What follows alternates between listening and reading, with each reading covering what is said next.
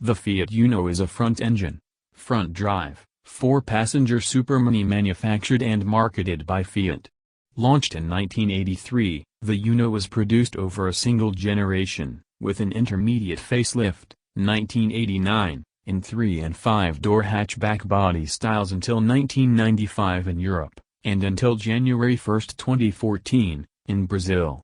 Designed by Giorgetto Giugiaro of Italdesign, the Uno strongly recalled the high roof, upright packaging of Giugiaro's 1978 Lancia Megagamma concept, in a smaller configuration.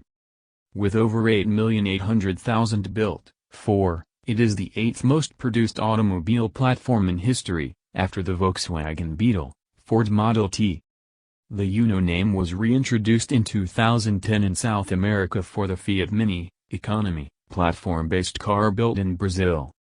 In April 1985 the hot hatch version of the first series Uno, the Uno Turbo that is, was launched as a 3-door only derivative. The Turbo that is model used a Ritmo, Strada-derived 1.3 128 series engine with Bosch multi-point fuel injection, Magneti Marelli electronic ignition and a water-cooled IHI turbocharger with an intercooler to reduce and take air temperatures. Engine capacity was initially stated as 1,299 cc, but this was revised early on in production to 1,301 cc.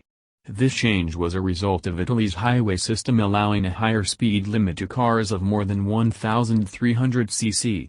In both forms the engine offered 105 PS, 77 kilowatts, 104 horsepower, but owners report that the 1,301 cc version was notably more responsive and had greater torque than the earlier 1,299 cc unit. Cars built from 1985 to late 1987 were fitted with a Ritmo, Strada-derived 5-speed gearbox. This was then replaced by a newly developed C510 5-speed gearbox, featuring a more durable differential and improved gear change linkage. Ratios were unchanged between the two units. The Turbo reached 205 km per hour, 127 miles per hour.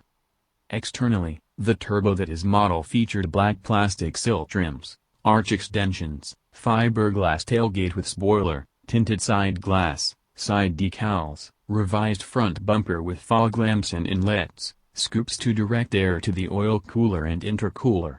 Suspension was lowered and uprated. 13 inches alloy wheels with Pirelli P6 tires were fitted and the brakes upgraded to vented discs on the front and solid discs on the rear. The Turbo that is featured sports seats, red carpet and an extended center console. Later models featured red seatbelts. Options on the Turbo that is model included polished Cromodoro wheels, electric windows, manual sunroof and digital instrument panel, the latter with bar graphs for fuel level, coolant temperature, boost pressure, etc., and a digital speed display, switchable between km/h and mph. An option on later first series Turbo that is models included a simple form of ABS that only operated on the front wheels. The system operated once per ignition cycle, requiring an ignition-initiated reset, had the system had been triggered.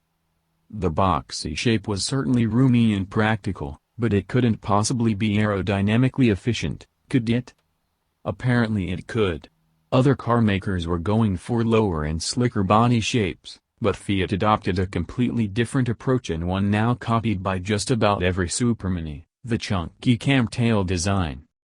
It turns out that an abruptly squared-off back end is almost as aerodynamic as a tapered-off teardrop shape, and the first-generation Uno backed this up with a drag coefficient, remember those? Of just 0.34, which was pretty good for a small car. A new nose and tailgate design on the second-generation Uno, which arrived in 1989, dropped the CD to just 0.30. Very few people know that the Fiat Uno Turbo was actually conceptualized, not by Fiat SpA in Italy, but actually by its sister company, a Barthan company.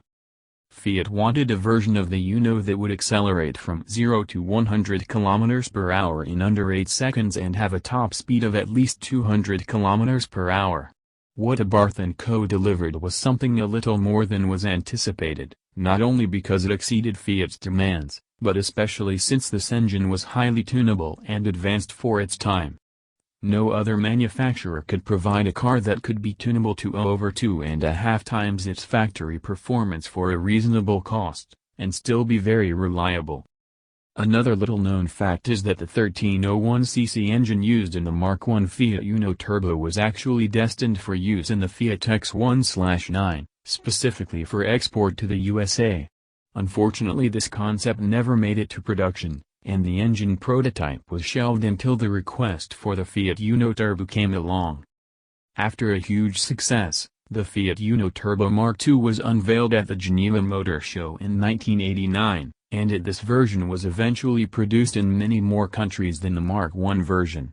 Exceptions to this are some South American countries such as Brazil, where a hybrid version of the Mark I was produced, keeping the exact body shell of the Mark I, but with facelifted bumpers, grille, headlights and a revised interior.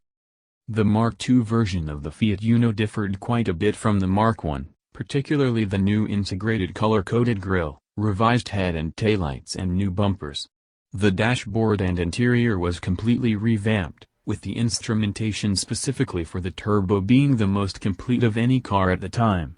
The engine size was increased to 1372 cc, and a number of improvements brought about by research and development, as well as customer feedback,